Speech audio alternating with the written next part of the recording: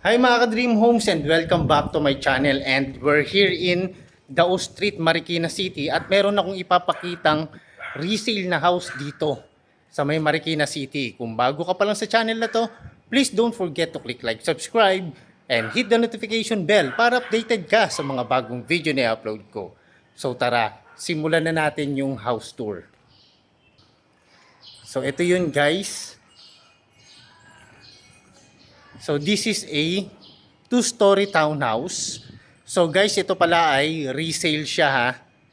So natirhan na siya ng 1 year and pinaupahan na rin to ng owner. So yung price and details nito nasa description box. So Dao Street sa may Marikina City, flood free po ito. Itong area nito. So maganda yung location dito guys. So malapit to sa may CNB Mall, Ayala Mall, mga schools like Saint Scholastica School and other. And malapit din to guys sa may sa may mga hospital. All right. So ngayon, check natin itong property and then kung ano yung makikita nyo rito guys sa may property na to, as is where is na siya. Okay, so we start the house tour. So this is a two-car garage. So yan. And then kasya rito kahit dalawang SUV or sedan na unit guys. And then ang kagandahan nito, hindi na siya may initan guys, yung sasakyan ninyo. So ito siya. And then malaki yung space ng car garage ninyo. And ang kagandahan dito guys, ayan, may mga cabinets na rin yan for your tools. Lalong-lalo na kung nag-aayos kayo ng inyong sasakyan. So meron din siyang socket dito. Ito, may socket and meron din siyang faucet doon para kung naglilinis kayo, madali nyo na lang may kakabit yung inyong hose. Alright, so ngayon, proceed tayo rito sa may loob ng property. Ayan. So this is the inside of your property. So open concept to guys. Nandito yung living area, dining area, and syempre ito yung inyong kitchen area. So unahin muna natin itong living area. So mapapansin nyo merong huge window dyan and kasama na rin itong split type of aircon ninyo kapag binili nyo itong property. And then yung dining area nyo, kasya rito kahit mga 5-seaters of dining table. And meron na rin siyang hanging lights. Alright. So yan, may kita nyo yung stairs. Solid wood yung ginamit dyan. And then yung ceiling ninyo, may cove ceiling design na rin siya guys.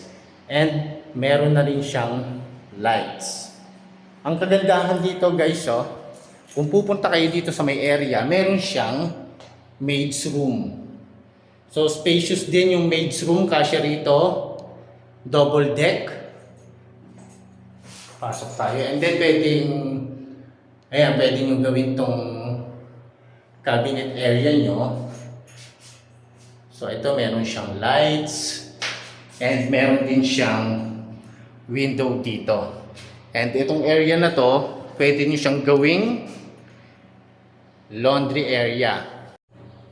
And dito sa side na to, nandito naman yung toilet and bath sa may ground floor. So yan, may kita nyo, yung tiles floor to ceiling. Meron na rin siyang pin lights dyan, exhaust fan, and meron kang space for shower area. Alright, so ngayon nakita natin yung ground floor. Proceed muna tayo dito sa may kitchen area guys. So this is your kitchen area. Ito guys, merong socket dyan. Pwede nyo ilagay dito yung 1-door fridge ninyo. And then may kasama na rin siyang range hood. And then dito nyo ilalagay yung inyong cooktop. And then meron siyang faucet and sink dyan guys. So malaki yung sink. And then meron siyang mga cabinets. So yan. Alright, so nakita natin guys yung ground floor. Proceed tayo guys dito sa may second floor. So dito sa may second floor, nandito naman yung 3 kwarto ng property. Alright, so nandito na tayo guys sa may second floor. Check natin itong toilet and bath ng bedroom number 1 and bedroom number 2. So meron siyang shower space. Meron na rin siyang heater dyan. Okay. Ayan, may sink, may toilet. And meron din siyang ditong window. Okay.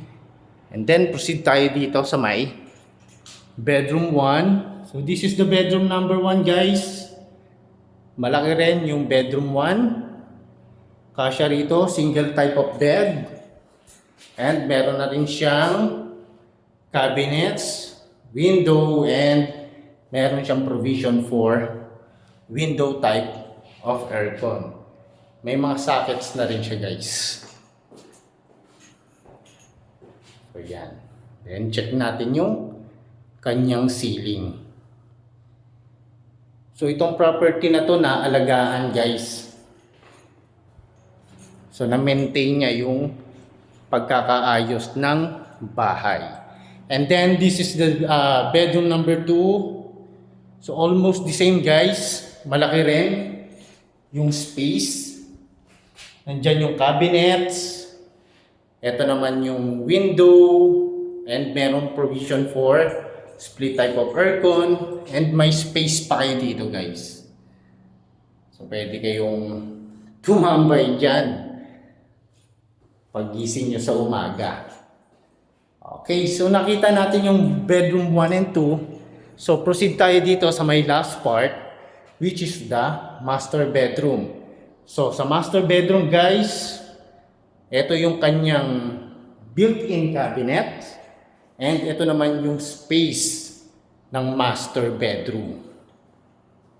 So spacious din siya, kasya rito, king or queen size of bed. Meron na rin tong corner window guys. So ito, check natin. Ayan. And then ito guys, dyan yung provision for split type of aircon. Kung nakikita nyo yung butas. And meron siyang window dyan. Okay, so check natin, space, and then makikita nyo yung ceiling, may mga pin lights, and proceed tayo dito sa master toilet and bath. So this is your master toilet and bath. Ayan, may exhaust, may mga pin lights, may window, and ito yung shower space, kasama na rin po yung heater. So yan. Ito guys, napaka-accessible nitong location na to dito sa may Marikina City. Flood free siya, hindi siya inabot ng time ng undoy. Hindi ito binaha itong area na to. Kaya maganda yung location niya.